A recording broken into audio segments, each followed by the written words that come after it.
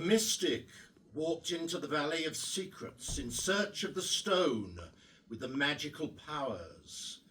With great expectation and filled with elation, he paused to take rest in a field of wildflowers. While sitting, reflecting, enjoying peace and silence, a being quite unusual appeared on his hand. It seemed somewhat wary. Could it be a fairy? And why, on this man, had she chosen to land? He gazed at her wings that were shimmering in sunlight. She looked at him, then flew up into the air. He thought he could follow her into her hollow. He sensed that his new friend had something to share.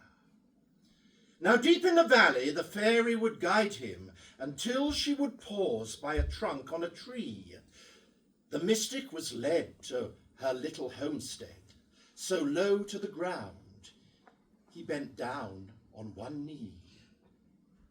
He looked through the hole in the trunk with excitement, and there amongst leaves what looked like a map. The fairy, she beckoned, and in a split second was gone. All he heard was her tiny wings flap. He picked up the map on a parchment so ancient and realized it showed him the way to the stone. It was quite nearby, but he had to climb high. The secret location till now was unknown. The sun, it was setting, so tired he fell, sleeping. But at sign of dawn he continued his quest.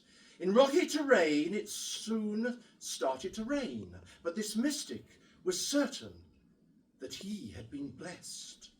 For shortly before him he saw a light shining.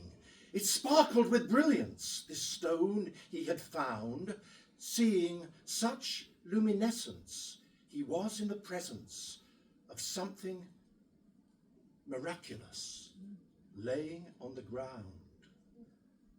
With some trepidation, he picked up the great stone, immediately feeling the energy force.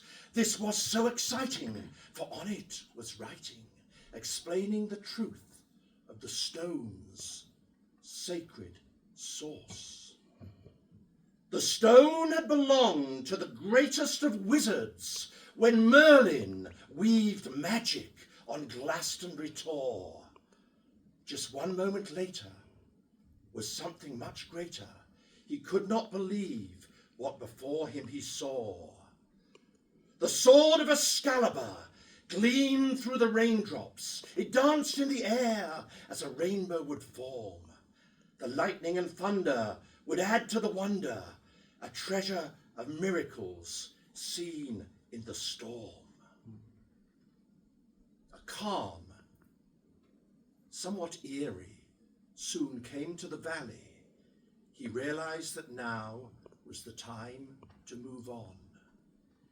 He lay down the stone on King Arthur's throne, and with nothing but memories, the mystic was gone.